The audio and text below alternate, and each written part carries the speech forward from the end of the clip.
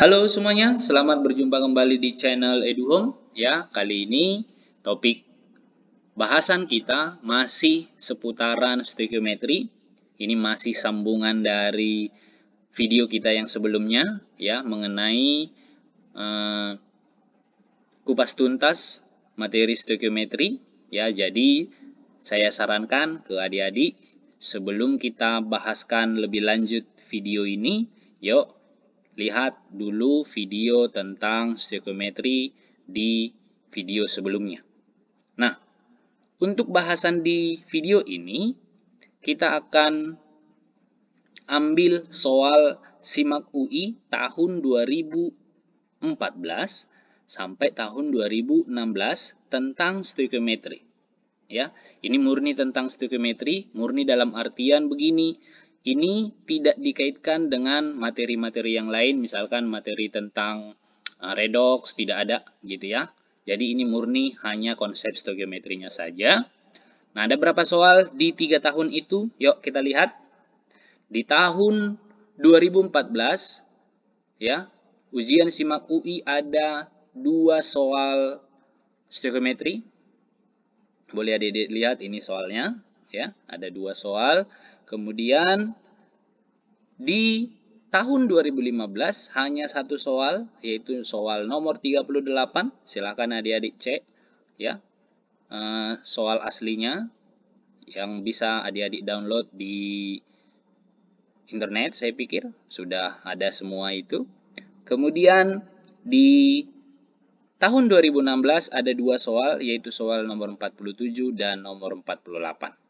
Saya sarankan ke adik-adik semua, sebelum kita bahas lebih lanjut tentang jawaban dan penyelesaian dari kelima soal ini, saya harapkan adik-adik semua untuk mempauskan dulu video ini dan kemudian mengerjakan kelima soal ini sendiri, supaya adik-adik bisa tahu kemampuan adik-adik semuanya. Nah, setelah sudah dikerjakan, baru silahkan dilanjutkan videonya dan kita lihat pembahasan dari soal ini. Oke, kalau sudah, kita lihat ke pembahasan soal nomor yang pertama. Oke, untuk soal nomor 37, SIMAK UI tahun 2014, di situ dikatakan suatu campuran gas A, B, dan C, komposisinya diketahui di dalam soal, menempati ruang 2 meter kubik pada suhu 27 derajat Celcius dan tekanan 300 mm air raksa. Volume yang ditempati gas pada suhu 127 derajat Celcius dan tekanan 1000 mm air raksa adalah berapa? Oke, ada kira-kira adik-adik yang sudah tahu jawabannya? Kita lihat ya. Kita lihat clue-nya di sini. Pada suhu 27 derajat Celcius dan tekanan 300 mm Hg. Nah, berarti rumus yang kita gunakan adalah apa? Selain rumus volume STP ya. Karena volume STP itu pada 0 derajat Celcius 1 atm. Selain itu berarti rumus yang akan kita gunakan di sini nanti adalah PV sama dengan nRT.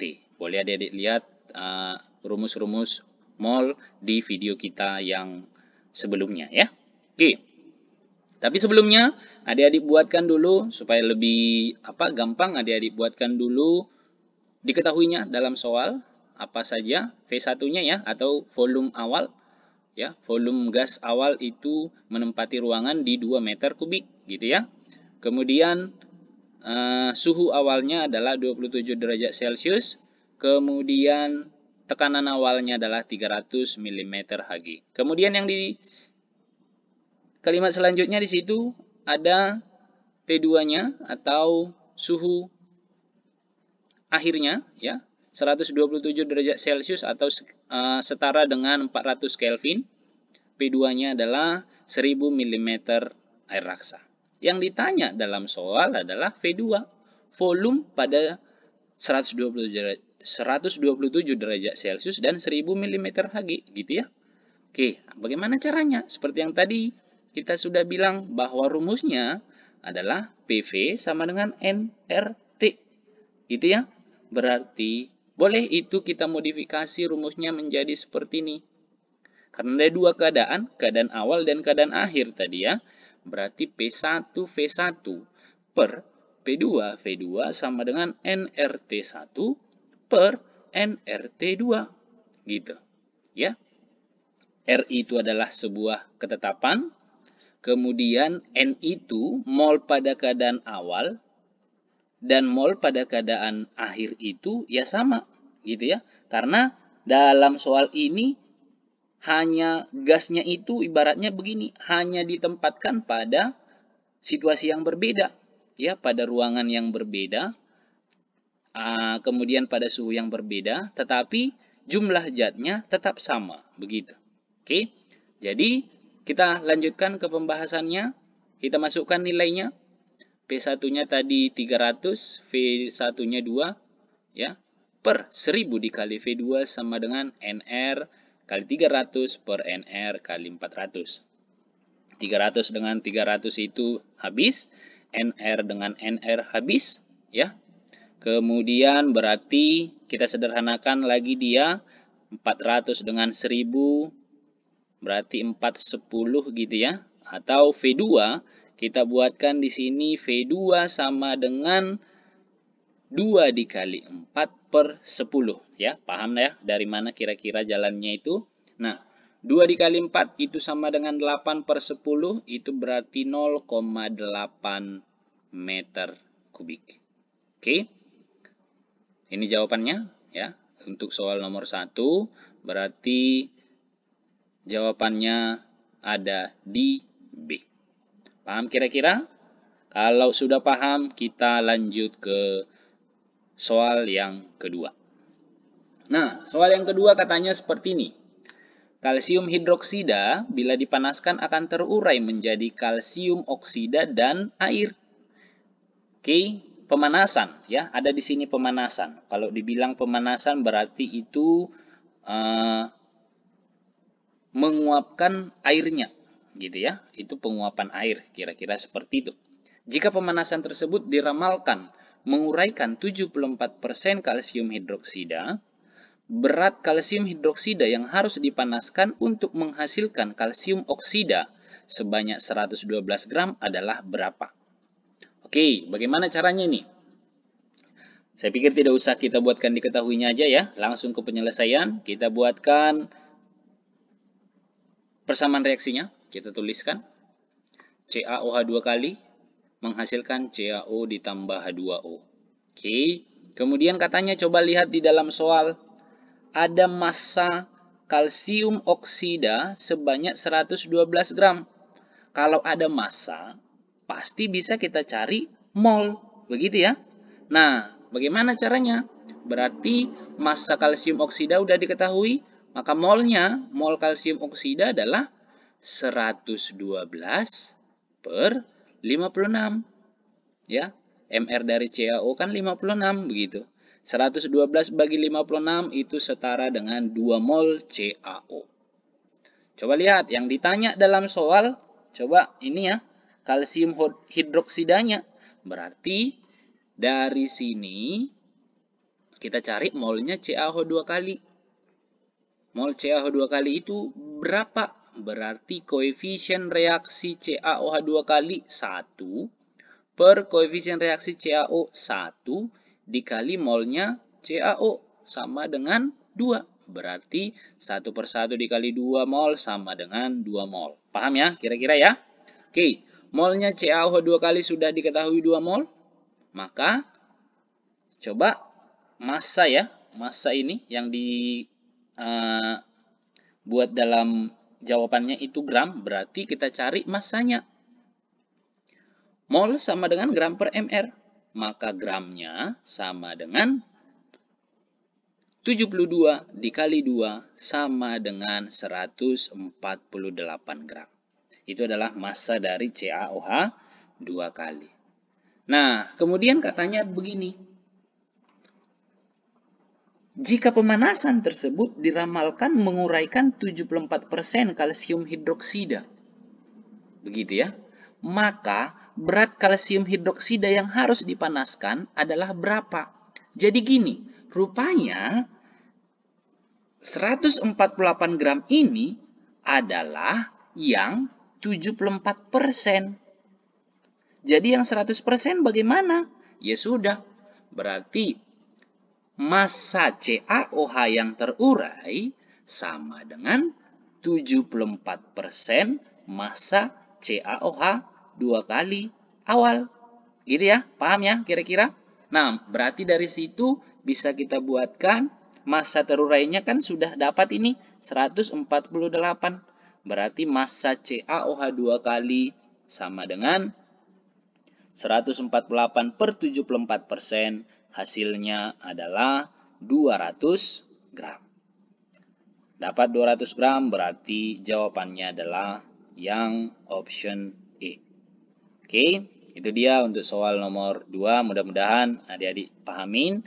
Kalau ada yang kurang dipahami boleh nanti dibuat di komen di kolom komentar. Oke. Kemudian soal yang ketiga. Boleh dilihat soalnya. Dalam laboratorium, bla bla bla bla, dan lain sebagainya.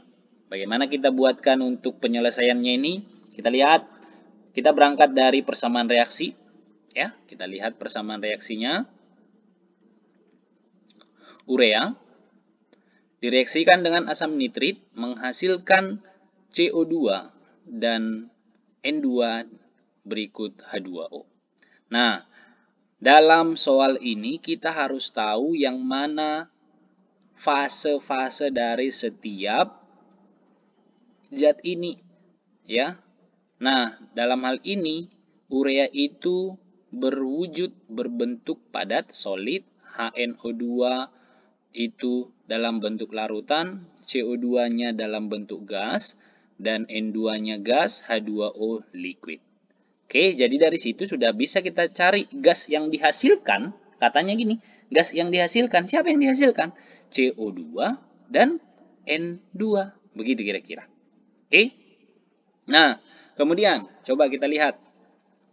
Ada diketahui di dalam soal 0,12 gram. Oke, kalau sudah ada gram, pasti bisa kita cari molnya. Mol dari urea sama dengan 0,12 per 60 sama dengan 0,02 mol, gitu ya. Oke. Nah, udah dapat nih molnya urea. Yang ditanya gas yang dihasilkan. Berarti kita carilah molnya CO2 dan molnya N2. Oke. Nah, bagaimana caranya? Seperti yang tadi. Mol CO2 sama dengan 1/1 dikali molnya urea, gitu ya. Itu sama dengan 0,02 mol atau setara dengan 2 kali 10 pangkat minus 3 mol. Oke, molnya N2 berapa? Berarti koefisien reaksinya 2/1 dikali 0,002 mol. Hasilnya adalah 4 dikali 10 pangkat minus 3 mol. Paham ya sampai sini ya? Oke. Kita lanjut lagi. Setelah dapat molnya, apa yang bisa kita cari? Oke, kita cari di sini volume CO2. Nah, katanya kan volume molar pada RTP. Apa rumusnya? Boleh dilihat video yang sebelumnya, ya. V CO2 berarti mol CO2 dikali volume RTP. Volume RTP kan diketahui di sini nih, 24.000 cm3 ya. Berarti itu sama dengan molnya tadi 2 kali 10 pangkat minus 3 dikali 24.000 cm3. Hasilnya adalah 48 cm pangkat 3. Ya, boleh dilihat lagi perhitungannya. Kemudian kita cari volume N2-nya. Volume N2-nya sama rumusnya seperti yang tadi yang di atas ini. Berarti molnya 4 kali 10 pangkat minus 3 dikali 24.000. Berarti hasilnya adalah 96 cm pangkat 3. Volume gas yang telah melewati larutan NaOH. Berarti volume kedua gas ini, ya, gitu ya. Berarti dijumlahkan saja. Volume gasnya adalah volume CO2 ditambah volume N2. Hasilnya adalah 48 ditambah 96, jawabnya 144 cm kubik. Option D. Oke, semoga mengerti. Kalau sudah mengerti, kita lihat ke soal yang berikutnya. Soal nomor 48, simak UI tahun 2016. Oke, perhatikan reaksinya. Diketahui ada reaksi, kemudian jika digunakan 2,7 gram Ag dan 0,2 molar HNO3, massa gas NO2 yang dihasilkan adalah berapa? Oke, kita coba. Kita buat reaksinya dan reaksi yang setaranya. Oke, Ag, ini dia reaksi yang setara. Ag ditambah 2HNO3 menghasilkan AgNO3 ditambah NO2 ditambah H2O. Oke, ini sudah setara. Kemudian coba lihat. Di dalam soal ada gram Ag. Berarti apa yang bisa kita cari dari situ? Pasti molnya. Gitu ya. Ada molaritas HNO3, ada volumenya HNO3, berarti pasti juga bisa kita cari molnya. Jadi kita cari molnya keduanya ya. 2,7/108 itu molnya Ag. Kemudian molnya HNO3 adalah 0,2 dikali 0,1 liter. 100 ml kan 0,1 liter ya. Oke, itu dia. Jadi untuk soal yang seperti ini, karena ada dua zat, ya, reaktan itu diketahui molnya, jadi kita buatkan mula-mula reaksi setimbang, gitu ya. Jadi pada keadaan mula-mula, Ag-nya adalah 0,025 mol. Pada keadaan mula-mula, HNO3-nya 0,02 mol. Dan produknya belum ada ya pada keadaan mula-mula. Kemudian setelah terjadi reaksi, siapa yang habis? Gitu ya. Siapa yang habis? Coba melihat yang habis di video kita yang sebelumnya tadi kita bilang, melihat yang habis adalah bandingkan mol per koefisien reaksinya masing-masing. Yang paling kecil itu yang habis. Oke, 0,02 bagi 2, 0,01. 0,025 bagi 1, 0,025. Berarti yang lebih kecil adalah yang HNO3. Maka HNO3-nya yang habis. Oke, mengerti kira-kira? 0,02 HNO3 habis. Ag yang bereaksi berapa? Coba lihat koefisiennya. 1/2 nih. Kalau ini HNO3-nya 0,02, berarti Ag-nya 0,01 yang bereaksi. Kalau HNO3-nya 0,02 mol yang terbentuk, HNO3-nya 0,02 mol yang bereaksi, maka AgNO3-nya 0,01 ya. Ya, karena perbandingannya 2:1:1:1. Berarti produknya semua menghasilkan 0,01 mol. Pada keadaan setimbang masih ada sisa 0,015 mol Ag.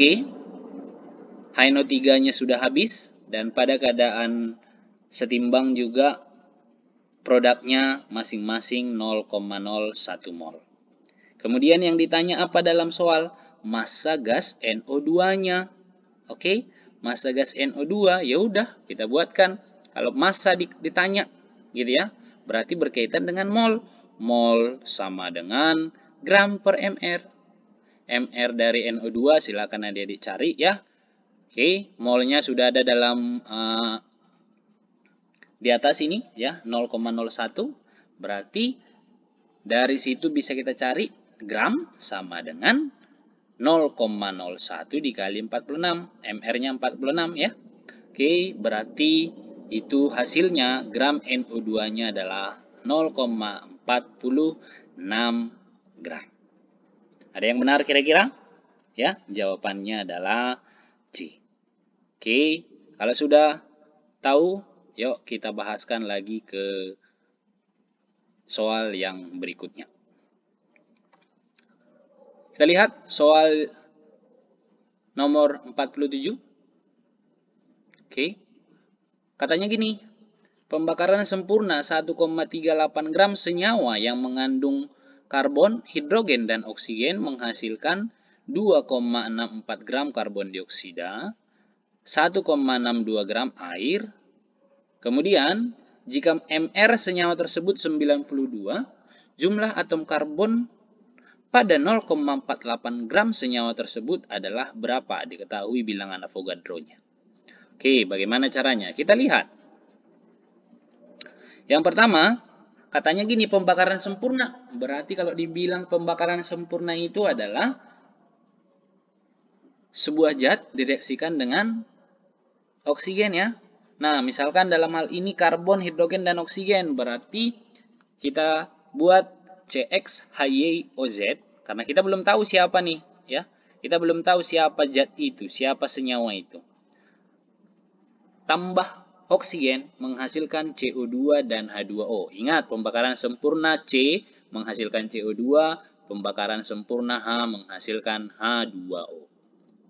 Oke. Kemudian katanya senyawa itu 1,38 gram, sorry. Kemudian Mr-nya 92. Berarti dari situ bisa kita cari molnya si senyawa hidrokarbon itu. Oke, jadi 1,38 per 92. Demikian juga si CO2. Coba lihat. CO2-nya, karbon dioksidanya, itu 2,64 gram. Berarti 2,64 per Mr dari CO2 ya. Berarti per 44. Dan H2O-nya 1,62 per 18. Dari situ kita dapat molnya si senyawa yang tidak diketahui tadi adalah 0,015. Molnya CO2 adalah 0,06. Dan molnya H2O adalah 0,09. Nah, perbandingan paling sederhana dari mol ini adalah 1:4:6. Jadi maksudnya apa? Di topik kita sebelumnya, di video kita sebelumnya, dikatakan bahwa perbandingan koefisien reaksi itu menyatakan perbandingan mol, volume, dan tekanan. Atau kalau dibalik, berarti perbandingan koefisien, perbandingan mol juga bisa menyatakan perbandingan koefisien reaksi. Begitu ya. Jadi, yang 1:4:6 ini bisa kita masukkan menjadi koefisien reaksinya masing-masing. Jadi bagaimana dia? CXHYOZ ditambah O2 menghasilkan 4 CO2 ditambah 6 H2O. Jadi dari sini sudah kita tahu nih bahwa C-nya ada 4 dan H-nya ada 12. Jadi berarti ini kan CXHYOZ-nya kan 1 nih koefisiennya. Berarti X itu adalah C4. Kemudian hanya 12 nih. Y-nya berarti 12. OZ. Nah, kita nggak tahu, belum tahu nih Z-nya berapa. Tetapi dalam soal kan sudah diketahui bahwa MR-nya 92. Gitu ya. Nah, kita buatlah ini. C itu 4 berarti ini 4 dikali 12. ARC kan 12 ya. Kemudian H itu 1, AR-nya berarti 12 dikali 1. Dapat nanti 48 ditambah 12 ditambah Z dikali 16 sama dengan 92. Berarti Z-nya sama dengan 2. Jadi dari situ sudah dapat nilai Z. Berarti bisa kita buatkan bahwa senyawa itu adalah C4H12O2. Oke, itu dia nama senyawa itu. Kemudian katanya gini. Jumlah atom karbon pada 0,4 gram senyawa tersebut. Oke, kita cari. Ya, kita cari. Mol sama dengan jumlah partikel per bilangan Avogadro. Ini ada kaitannya ke sini nanti ya. Oke, kita cari dulu. Molnya C4H12O2-nya adalah, di sini diketahui 0,46 gram ya. 0,46 gram per 92. Hasilnya adalah 5 dikali 10 pangkat minus 3 mol. Maka yang ditanya tadi adalah jumlah atom karbon atau jumlah partikelnya. Maka jumlah partikel sama dengan mol dikali bilangan Avogadro. Molnya Oke, C-nya ada berapa? 4 ya. C-nya 4, berarti 4 dikali molnya, 5 dikali 10 pangkat minus 3, dikali bilangan Avogadro, 6,02 dikali 10 pangkat 23, hasilnya adalah 1,02 dikali 10 pangkat 22. Jawabnya adalah C. Oke, itu dia. Demikian, sampai di sini dulu video kita. Terima kasih. Selamat berjumpa kembali di video kita selanjutnya. Kalau ada masukan, ada kritik dan lain sebagainya, silahkan di komen di bawah. Itu saja. Terima kasih. Salam.